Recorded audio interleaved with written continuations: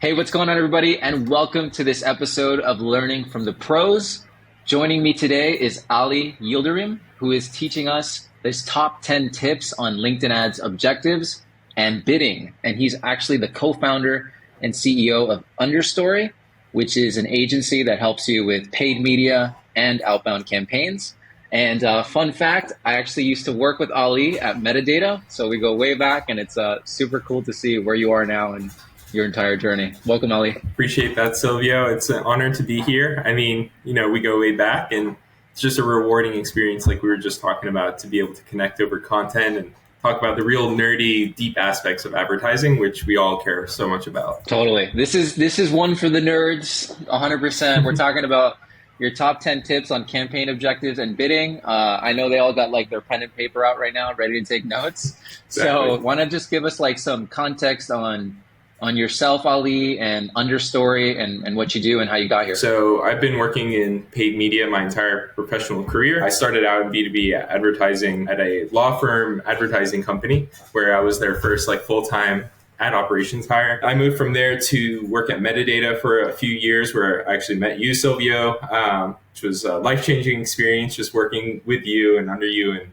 learning all the top techniques for ad campaigns. But I basically took all that experience to start my own paid media firm, which has now grown to much more than that. We're doing paid media, graphic design, and also outbound campaigns. So yeah, at heart, I'm a true LinkedIn ads nerd. I love getting in the nitty gritty, especially as it relates to the actual campaign setup, because my philosophy is these ad platforms are going to make money regardless, even if your campaigns are successful or not. So it's up to us as advertising specialists and experts to set up the campaigns correctly from the start to make sure nobody's wasting money at the end of the day. It's a very good philosophy and something that everyone should remember when you're talking to your channel reps. Yeah, so tip number one is, I would say 99% of the time you want to use manual bidding when setting up your LinkedIn ad campaigns. I've rarely ever seen automated bidding as an objective on the platform be as efficient as it is when it comes to using manual bids. And the difference is,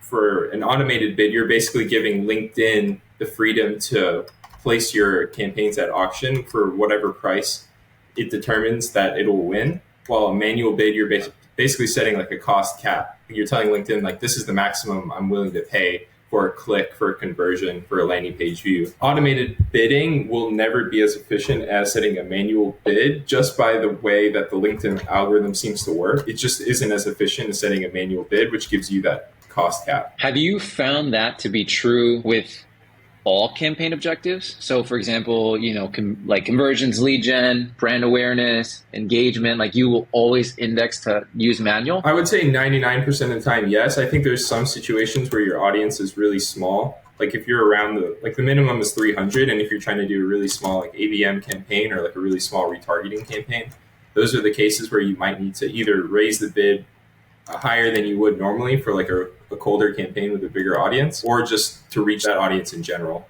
That's usually where I see automated bid work in some sense. When you switch to a manual bid, basically I'm trying to determine whether or not we're under or over bidding based on previous spend on the day before. So it's a simple equation that I run in my head. It's basically looking at what was spent yesterday and then the daily budget, and then subtracting that daily budget from the spend. And basically, if you're over spending what your daily budget is, that means you're overbidding. And if you're under delivering compared to what your spend is to your daily budget, that means you're underbidding. So you can adjust from there. Total spent yesterday minus current daily budget. If your bid is negative, you're underbidding. If your bid is positive, then you're overbidding. Yeah, exactly. It's, in simple terms, it's, did you spend what your daily budget was yesterday? And that's one of the drawbacks to a manual bid, is if it's too low, then you're going to under deliver on your daily budget. So you're maximizing efficiency, but sometimes you're not delivering that full daily budget. So it's important just to see what that threshold is. How often are you checking your bids? Typically, I'll do it in the last 7 days. I'll basically see what the average cost per click is. Let's say the average cost per click is $8 for the last 7 days, but our bid is at 10, then that gives me an indication that we can potentially lower the bid, because our average cost is the $8 mark, but we're overbidding around $10. So that would be an indication the last 7 days. that you might want to lower your bid from there. Tip number 3. So I think this is pretty straightforward, but the type of content you're promoting will determine the ad unit. If you're trying to promote videos, you're going to want to lean towards the video view objective or the engagement objective. If you're using document ads, I've seen the most success using the engagement objective. If you're using single image ads, typically we've seen the engagement or website traffic objective to be the most successful. For document ads, what has been your experience so far with that? Yeah, so document ads, I would say my best practice is ungated. I've never seen gating them to be effective, and to launch them with the engagement objective and to basically immediately create a document ad retargeting segment after, so you can capitalize on the engagement for those document ads. That's typically how I approach launching a document ad campaign. Just to recap, the type of content you're promoting is going to determine your ad unit. And you want to make sure that you leverage the best unit for the piece of content. If not, you could be missing out on all those cost breaks. Yeah, so tip number 4, I recommend using the engagement objective for thought leader ads. The most successful objective I've seen for running those campaigns for our own internal uses and for other clients is to use the engagement objective and then lower the cost per engagement. Walk me through thought leader ads a little bit more with everyone here. What are they? Just in case somebody's listening to this, maybe they're not exposed to that yet. So the idea is you're going to take an organic piece of content coming from an individual profile, so not a company page, but a personal profile on LinkedIn. And then you're essentially going to sponsor it from a company page ad account. So it's going to show up as an ad. You can target the same targeting you would as a normal ad campaign, but instead of showing a company page as the person who's promoting it, it's just the actual organic piece of content that's being promoted in the newsfeed. And it basically looks literally your normal post, but now it just becomes an ad, right? Like your normal LinkedIn post. If you guys haven't tried thought leader ads, they are extremely effective in terms of engagement, click-through rates, average CPCs, because the CTRs are so high and it offsets the cost.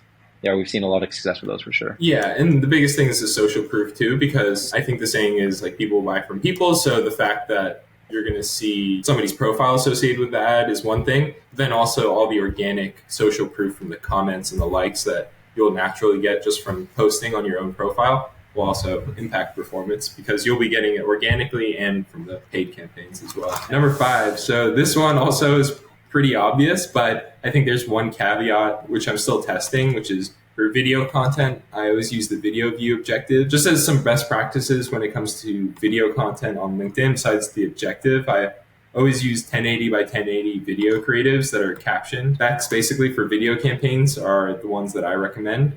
And then running them as a video view objective, setting the cost per video view as low as possible, as always. What has been your experience on the cost side? Like, what have you seen the ranges be? Yeah, so around 10 to 15 cents per video view. I think there's other channels that can be a lot cheaper than that. YouTube ads have been pretty popular lately in B2B, and I've seen like cheaper cost per video views, but I think that range is pretty healthy, the 10 to 15 cents per video view on LinkedIn. So tip number 6, kind of related to the theme of depending on what you're promoting, what offer, what piece of content you're promoting, it kind of determines the ad type and the objective. I've been recently promoting a lot of events on LinkedIn using LinkedIn ads, and kind of ranked the top 3 ad units that I've seen driving the most amount of registrations at the cheapest cost. I think the number 1 ad format that I've seen the best for driving registrations is just using the lead generation lead form ads. So that's the pre-populated lead form ads that LinkedIn provides. It just has the easiest and most streamlined experience for the user. They just open the form and convert right there with all the pre-populated information. The second ad unit I've seen work well for driving registrations for events is the actual event ad unit.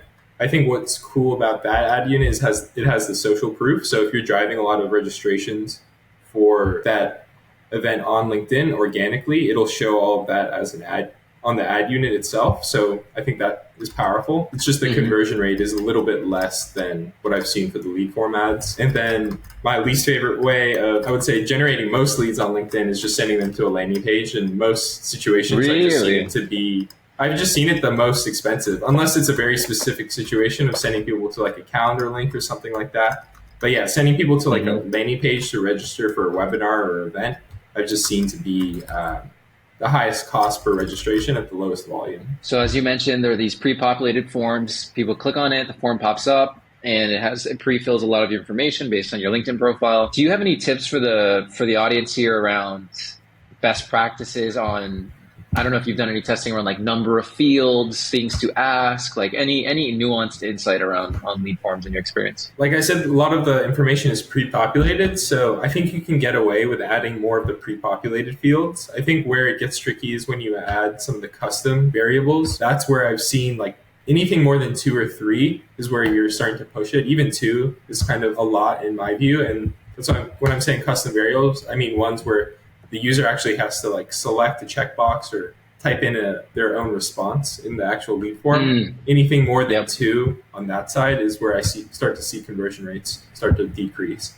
But I think, I've been adding like a good amount of the pre-populated information for the fields and haven't seen too much of an issue when it comes to conversion rates on that end. Unpacking that a bit for everyone listening, because this comes up all the time in my experience as well, working with clients. But there's always a debate: landing page versus lead form. What's better, right? And then you have the typical debate is lead forms, more volume, lower quality; landing pages, less volume, better quality. That's like the typical debate. And there is truth and untruth to both sides, because at the end of the day, everything is on a case-by-case basis. And this is why you need to make sure you're measuring and understanding your lead flow, measuring quality. A really tactical tip for people listening is you can connect your lead form leads that are submitted into a Slack channel, and then you can push alerts from those leads based on submission.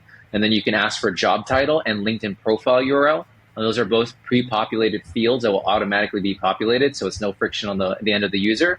And then once the lead comes into the Slack channel, you can see their job title and then click on their LinkedIn profile URL to really quickly vet them and see like, oh, is this a good lead? Is it not? And then be able to make, the necessary exclusions and refinements. But when it comes to improving the performance of your lead forms, what Ali just talked about right there, I really want to clarify this so people know it and take action on it, is you can add those custom dimensions to your lead forms, those custom fields.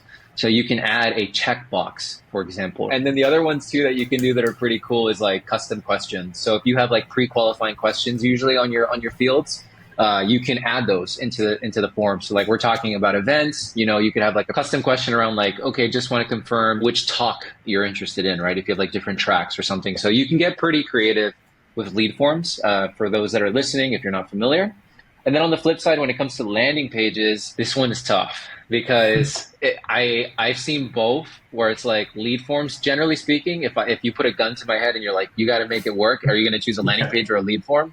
It's going to be a lead form for sure, because it's just going to convert better. But if the company actually invests in the landing page, in the registration page, it can be really powerful. And the key reason why driving people to the landing page can be really powerful for events specifically is for retargeting, because now you open up that retargeting from the LinkedIn traffic on other platforms like Meta, YouTube, etc. So this is kind of where people, when you're considering your options, you need to like think with the whole picture and kind of like weigh those pros and cons.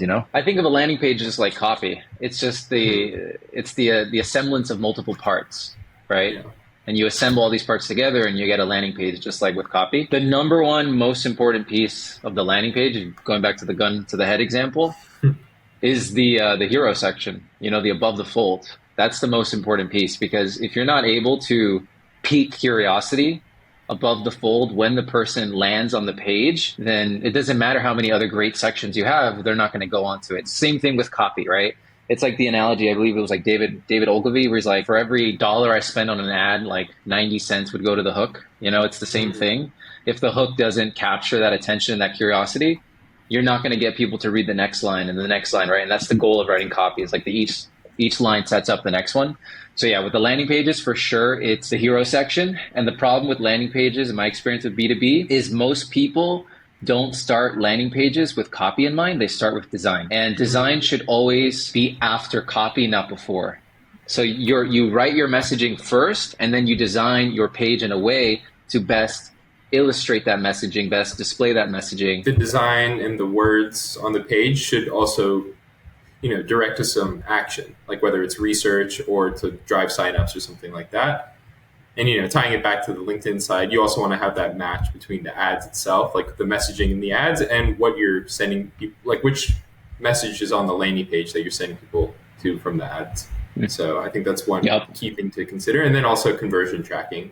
I think that's why a lot of people lead more towards the lead forms on LinkedIn because they don't want to deal with all the craziness when it comes to conversion tracking. Now we have the dynamic URL parameters on the campaign level on LinkedIn. So now you can set up your tracking template at the campaign level, and you don't have to worry about like manually tagging all your ads. For those listening, one of the biggest downsides of the legacy setup where you have to like edit the URL with the different UTMs is you weren't able to reuse the same ad across different campaigns because you have the limitation of tracking where you're like, I have to edit it to be able to swap out the URL parameter.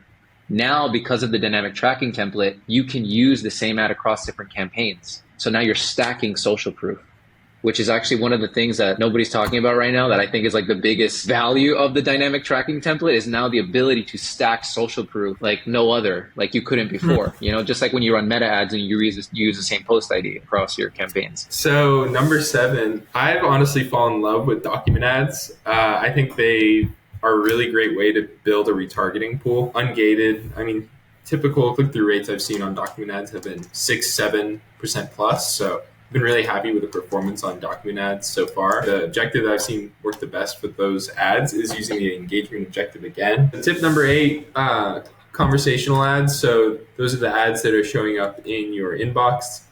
They are charged on a cost per send basis. So for every send, that's exactly how LinkedIn charges you, just on a billing basis. So what I do when I'm launching a new conversation ad campaign is just set it to the lowest possible bid, as always. LinkedIn will set a threshold for the ad unit specifically. So again, just start out at the lowest, check back in the next day to see what your delivery is, and then adjust from there. Another thing about convo ads, I've seen they're pretty like efficient. Let's say your average cost per send is like $1, but you set it to $5 to maximize your bids. I haven't really seen the platform adjust to where the majority of what you're being charged will be a $5 send. Like it'll still like, if your average before was around $1, like it'll keep it around there. I haven't seen it jack up prices too much if you try to like maximize the bid and try to like outbid your competition. I think it's because of the second price auction model. So it's like you don't pay the amount that you bid, you pay the amount and like high enough to beat the other person. What has been your experience so far with combo ads and like since the focused inbox change was released? I've still seen them to be a top performing ad unit. I feel like I get this question a lot, but to be honest, I haven't seen a huge shift in performance. Tip number 9. So if we're talking about single image ads in the newsfeed, I'd say the top 3 objectives that I use for that ad unit. Typically, it's lead generation using the lead gen forms. Probably should have put second here, but second one is probably engagement. That's like the most common objective I use for single image. And then third is website visits or conversions, where I'm really trying to drive website traffic as opposed to just overall engagement. I think those are the top 3 objectives I use specifically for single image newsfeed ads. Your lead generation, engagement, and then web visits and conversion. When it comes to single image ads. Final tip.